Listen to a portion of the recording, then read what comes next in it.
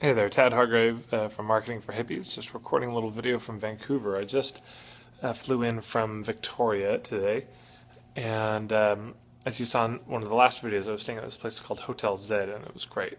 And I had an experience that was actually not so great with them that I thought is a good sort of illustration of something that happens in marketing. So I'd borrowed some things from some friends in Victoria for the workshop in Hollyhock, and I needed to return them before flying. And as I was driving there in the shuttle, the VW van shuttle, I realized that there was a chance I would be missing my flight if I returned the stuff, and just with traffic and everything. So I'd kind of resigned myself, like I'm probably going to miss my flight. I've got to get my friend's stuff back. Maybe they'll, there's a good chance they'll just let me go on to another flight, and if not, I'll just buy another ticket. Which I wasn't happy about spending the money, but returning people's stuff is important. And I told them I'd return it right after the retreat. So I was kind of kicking myself a bit. But then I had the idea, what if the driver were to drop me off and then take the stuff? And I felt weird about asking, but I thought, well, might as well ask. So I told the driver, say, here's the situation, and would you be willing to, I know it's asking a lot of you, but would you be willing to deliver this after? And he said, yeah, I can do that. That's totally fine. And so we went. And then I realized I didn't have any cash to tip him, and I said, well, could we go up to 7-Eleven so I can get some money to tip you? And he said, no, it's all right. So I made a note. I was going to send him about $20 after somehow, because they couldn't accept credit card. I called them to tip him, and they couldn't accept credit card. So I was going to send a check or something to pay him because he really was going out of his way. So I texted my friends and said, hey, their stuff should be arriving soon. And they went outside and it wasn't there, and so I called them and they said, no, he delivered it, but it still wasn't there at my friend's place. And then he called and he said, oh yeah, it was you just showed me on the map on the corner, and it was he gave me the address, which was sort of a number close to what I'd given him, but I'd written it down and handed him the address. And so then finally my friend texted me and said, oh, we found it, and it was like in a house on the porch down the street, and it had just been tossed there. It was just some sweatpants and a toque. But I noticed I felt incredibly upset because, number one, they delivered it. They didn't have to agree to deliver it, and he said yes. Then he delivered it to the wrong place. And third, he just threw it down. Wouldn't have taken any trouble to just fold it up a little bit, put it down neatly, and have a raving fan, just being like, wow, you guys are amazing. Thank you so much for delivering this. This is how you impress people. So there's a few things here. So the reason that people are happy or upset with you actually has nothing to do with what you do as a business owner. It's not about what you deliver at all. It's the relationship between what you deliver and what they were expecting you to deliver. And there are 4 levels that your business can operate on. The first is that you can, so I'll go from worst to best. The worst is that you overpromise and underdeliver, and that's what happened in this situation, where you say, yes, I can do that, and you don't even do the thing that you say you're going to do at all. So he says, yes, I'll deliver it to your friend's place, and he delivers it to the wrong house and just throws it like trash. That's no good. Second is you can promise and deliver. So you say, I'll deliver it to your friend's house, and it's delivered, and it's put there, And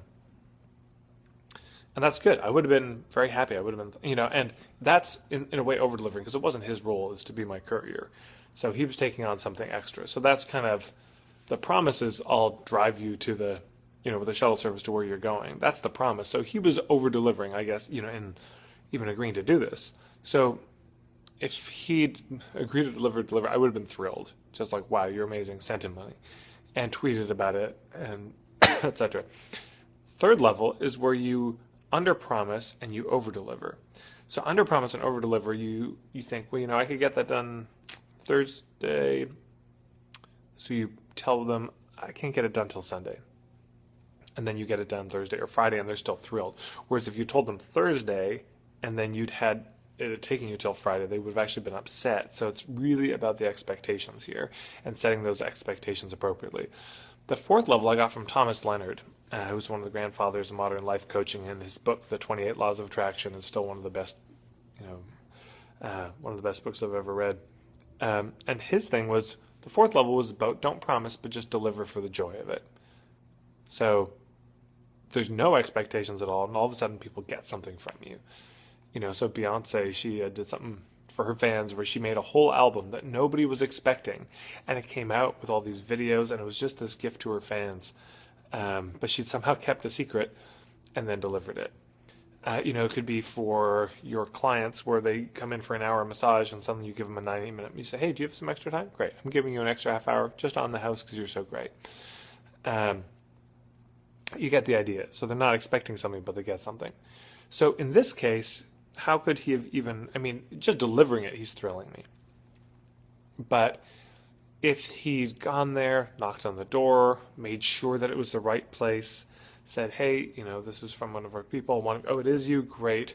I would have been thrilled that he'd taken such good care of that stuff.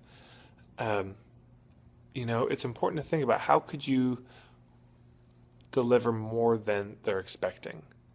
And this is the art of business, because of course, when we're talking about managing expectations, there's got to be enough of an expectation of something good that they want to buy from you. You can't be like, my massages aren't terrible. They're not the worst things you've ever had. No one's going to sign up for that. You can't sell mediocre massages or life coaching. So the expectations have to be high enough that they'd actually want to spend money with you, but not so high that you can't over-deliver on that. Because here's something else that happens. I can't remember the exact numbers, but it's something about like this. If people have a good experience, they'll tell 6 people. If they have a negative experience, they tell 11 people. If they had a negative experience that got turned into a good experience, they'll tell 20 people. So at this point right now, with Hotel Z, I had a bad experience. Staying there was great, but with the driver, that's a bad experience. And I don't think they're probably ever going to do anything to make that right, is my guess.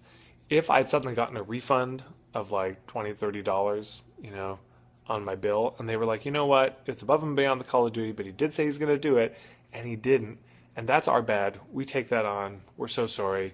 Please let us make it up to you. I'd be amazed and thrilled, and I would rave to everybody about it, because it's so unreasonable for me to expect it, So something to think about. Don't underpromise or overpromise and underdeliver. The minimum in business you can do is promise and deliver. But if you can underpromise and overdeliver, or just not promise to deliver, you'll have clients that are totally thrilled. So I hope that little story helps in those 4 levels, and we'll talk to you soon.